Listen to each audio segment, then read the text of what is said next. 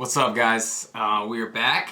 Hello to all of our new subscribers. Hope you guys are enjoying the content and all the videos we're putting out. I felt it right to do another video on low-carb, high-fat diets and the benefits of them, because I can attest to it myself, because that's what I do now, and I've been following for about, gosh, I don't even know, 8 months now, 9 months, and it's been incredible. But just to touch on a little of the benefits about them, because I get people asking me, about ketosis and what do I think of it, and should I do it, and what are the benefits of it, what does the research say? There's a lot of questions, and the first thing I'll say, like, the benefit of a high-fat, lower-carb approach like a ketogenic diet is hunger.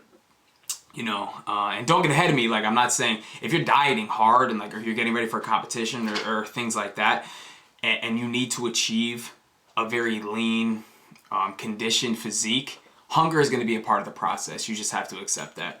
But I'm saying if you're just switching from, you want to find a better way of eating, and you feel like you're restricted, you feel like you're tired, you're sluggish, whatever the current way you're eating now, high-fat ketogenic diets are amazing for veering off hunger. I can attest to it. There's times where 4, 5 hours, 6 hours will go by and I'll forget to eat, just because I'm either consumed with work, or then I worked out and then I had to run errands, and all the time I'm doing this, I'm not like starving. I'm not like, oh my god, I gotta go eat, like most people are. And it would be difficult for you to find an individual who follows a ketogenic diet or a high-fat approach to nutrition, and you hear them say that they're hungry all the time, or that they want to switch back to like a higher carb intake. It'd be very difficult for you to find somebody to say that. And that's because fat and protein, they're very satiating macronutrients. They're natural appetite suppressors. Totally opposite of carbohydrates. When you eat a high carb meal, your insulin spikes, and an hour later your blood sugar will drop and you're tired and sluggish again.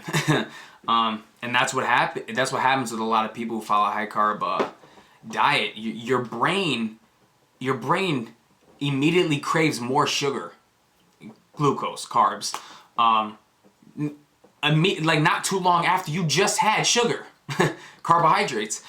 Your brain literally needs it, because when you have this, it's like your blood sugar is like a roller coaster on a high carb diet.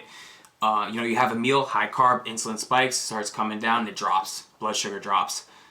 You're hungry again, you're tired, you need more carbs, you eat another meal, spikes again, comes down, you become tired and sluggish again. It's just like this little roller coaster going up and down. And that's why you see, if you give like, your children or little kids, some candy or like a high sugar, like cereal for breakfast or something, they're hyped for like an hour, and then all of a sudden there's napping somewhere. You don't even know where the hell they went. And that's why. And the hormone serotonin in your brain is highly responsible for that tired, sluggish feeling. It gets heavily produced on high carb meals and high carb diets. So that's the biggest benefit, one that I see with high carb, not high carb, low carb, high fat diet, such as a ketogenic diet. Another big benefit that I would say about higher fat, low carb diets is muscle maintenance, the sparing of lean muscle tissue. That's what we all want. We all want to get leaner and lose body fat while maintaining the muscle that we've worked so hard to build, or even better, lose the body fat and increase our lean tissue. And that's what a big benefit on high-fat, low-carb diets do. They're very protein-sparing. You see, when you become keto-adapted and you start running primarily on ketones, that gives your bodies the ability to spare protein as a fuel source. Because once you've gone from a glucose burner, right? You trained your body to primarily run on glucose because you eat carbs every single day. You could also train your body to become an efficient fat burner, efficient ketone burner, okay? So over the weeks, you become keto adapted, you eat a high fat, low carb diet. Ketones are now your primary energy source. You've trained your body, you've trained your brain to run on ketones. Okay, that's the byproduct of fat metabolism, ketone bodies. So you're in ketosis. since ketones are now your primary energy source and glucose is nowhere to be found because you're not eating a lot of carbs every day, you're eating 50 to 100, whatever, on your ketogenic diet. So ketones are an abundant fuel source. Glucose is nowhere to be found. Your body has no reason to pull amino acids from your muscle tissue and convert them into glucose because you're not really running on glucose. Your body doesn't need it, you know, because the ketones are there and your body is just now efficient at running on those.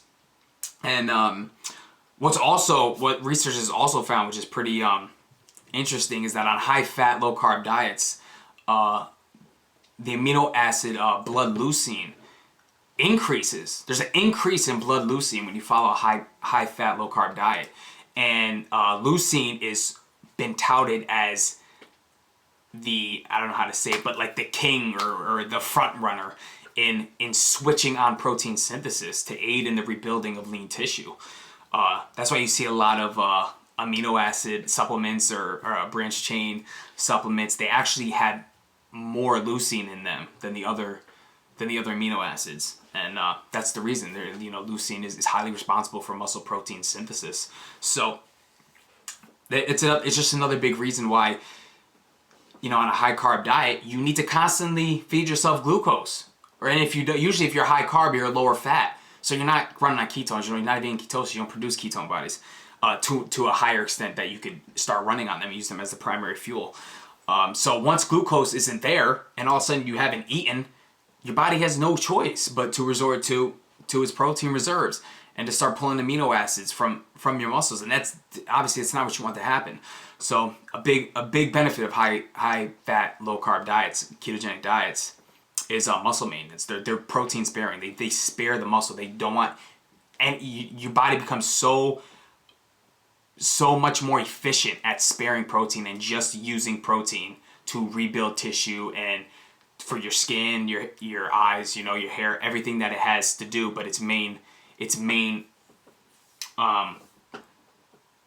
skill or whatever, I'm blanking on the word, but the main property of protein to rebuild. And it since your protein is moderated on a ketogenic diet, your higher fat, lower carb protein is moderated, it becomes so much more efficient at using the amount of grams that you eat per day in protein to be used for its real jobs.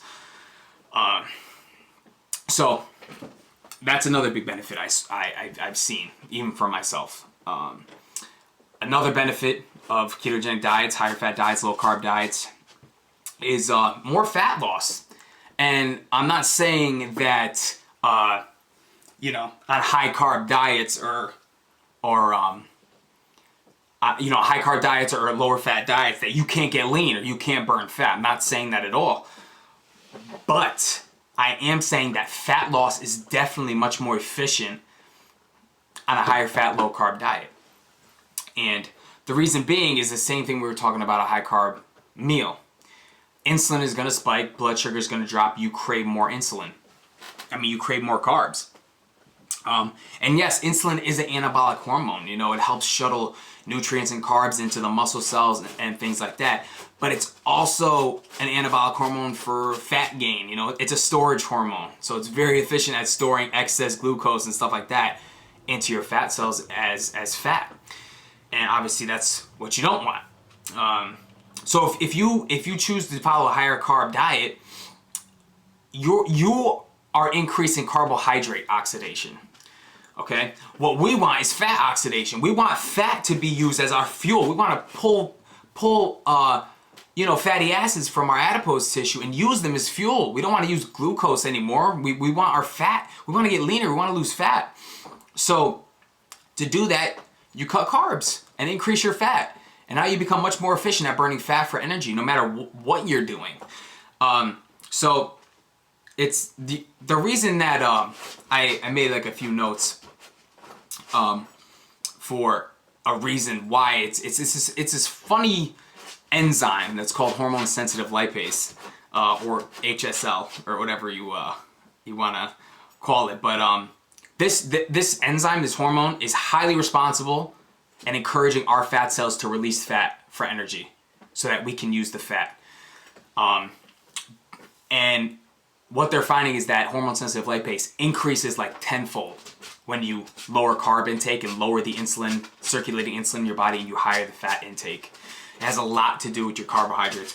They're finding that a higher carb intake blunts hormone-sensitive lipase release.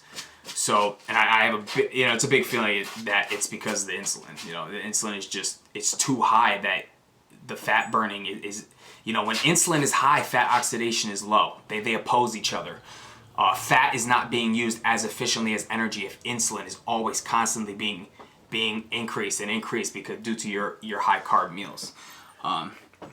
So, just to keep it simple, by keeping your carbohydrate intake low, obviously your insulin levels stay in check. When insulin levels stay in check, hormone-sensitive lipase is produced at a more efficient rate. The mobilization, oxidation of fat is now much more efficient, much more optimal. Your environment in your body becomes just like a fat burning machine, which is what you want. So definitely more fat loss along with higher fat, low carb diets. And I'll give you, one more benefit of higher fat, low carb diets is that they're anti-inflammatory. And this main part and benefit of ketogenic diets or high fat, low carb diets, this is one of the best for athletes or bodybuilders or people who are constantly working out, putting themselves through physical stress, wanting to enhance their performance. Inflammation is just critical in diminishing your performance in anything you do. And a high carb diet is the main reason for chronic inflammation. Insulin in our body, like I said, it's anabolic, but a higher insulin level correlates to more inflammation in your body. And so if you cut your carbohydrate intake and increase your fat intake, you negate this effect, which is obviously what you want to do. By creating an environment that's less inflamed, you give your body more efficient ability to recover from workouts, to rebuild lean tissue, to burn body fat. Inflammation is just, it puts a damper on all of those things because now your body's main priority is to decrease that inflammation. It's not to rebuild lean muscle that you just tore down at a workout. It's not to release fatty acids so that you can burn fat and become leaner. Its main priority now is to get that inflammation down. So what we want is we want anti-inflammatory, supplements, diet, everything that you do anti-inflammatory. And so when our body burns glucose, which is obviously if we consume carbs, our bodies are now burning glucose for their energy. We're not burning ketones or anything like that. We produce a very high amount of ROSs. Okay, and ROSs are reactive oxygen species, just basically free radicals that occur from the burning of glucose, and they cause inflammation in the body. They end up damaging proteins, membranes, joints, polyunsaturated fats that our bodies are using for specific assignments. They cause damage to that. And ROSs are highly linked to inflammation. And a well-formulated ketogenic diet reduces inflammation, so you reduce the ROS production in your body, which obviously leaves you more efficient at doing what you're trying to do by lifting weights and doing things like that. So that's another huge benefit of ketogenic diets and low carb diets, higher fat diets. They're awesome at decreasing hunger. They're protein sparing, muscle sparing. They're anti-inflammatory, and they increase fat loss. It's like, what more reason do you have to not switch, to try it out? And again, I'm not saying that